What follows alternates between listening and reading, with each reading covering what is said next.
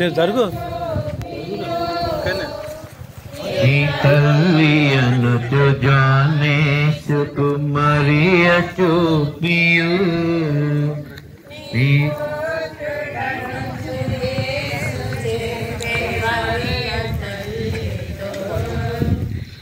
अबू मरिया तल्ली तो आहा प्रभु यीशु नको स्लीव भार मायना महाभारमायना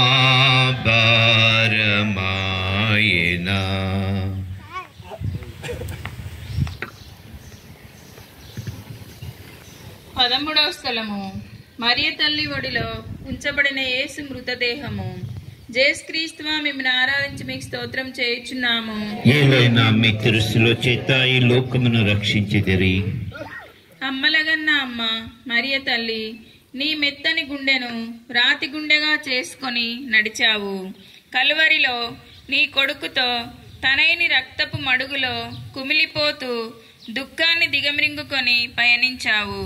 చివరి రక్తబొట్టు స్తంభించే వరకు నీవు లోకానికి రక్షకుని అందిస్తే ఆ లోకము నీ కొడుకును చంపి మృతదేహాన్ని నీ ఒడిలో పెట్టింది.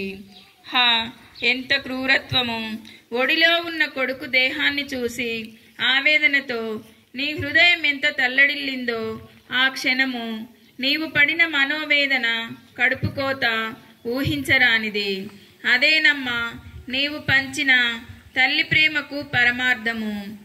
మరియ తల్లి కృంగిపోయిన భారముతో చెదరని విశ్వాసముతో తన మనసు దిటవు చేసుకొని దేవతామూర్తిగా తన కుమారుని మృతదేహము భూస్థాపితము చేయడానికి సమ్మతించిందన్న అంశంపై ధ్యానించుదాము.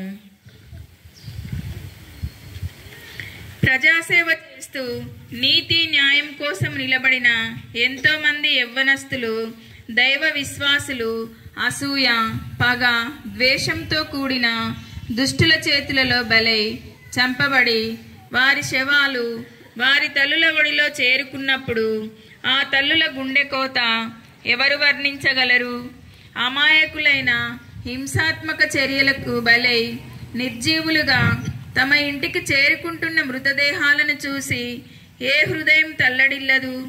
అమ్మ మరియ తల్లి, తల్లి తనయుల ఎడబాటు ఏంటో అనుభవించిన నీవు మా సమాజంలో అదే బాధను పొందుచున్న తల్లులకు ధైర్యాన్ని, శక్తిని, తగిన విశ్వాసాన్ని ఇచ్చి వారి జీవనయానంలో తోడుగా ఉండమని ప్రార్థించుచున్నాము. ఆమేన్. పరలోకమందుండు మా యొక్క తండ్రి, మీ నామం పూజింపబడునుగాక, మీ రాజ్యం వచ్చునుగాక, మీ చిత్తం పరలోకమందు నెరవేరినట్లు భూలోకమందు నెరవేరునుగాక. నా నాటికి కావలసిన మా అన్నము మాకు నేటికి ఇవ్వండి. మా యొద్ద అప్పుబడిన వారిని మేము మన్నించినట్లు మా అప్పులను మీరు మన్నించండి. మమ్మ శోధన యందు ప్రవేశింపనివ్వక కీడులో నుండి మమ్మ రక్షించండి. ఆమేన్. దేవుని ప్రసాదం చేత అన్న మరియమ్మ వందనము. ఏలిన వారు మీతో ఉన్నారు, స్త్రీలలో ఆశీర్వదింపున్న వారు మీరే, మీ గర్భఫలముగు యేసు ఆశీర్వదింపున్న వారగుని. పరిశుద్ధ మరియమ్మ సర్వేశ్వరుని యొక్క మాత, పాపాత్ములమైండు మా కొరకు ఎప్పుడును మా మరణ సమయమందును ప్రార్థించండి. ఆమేన్.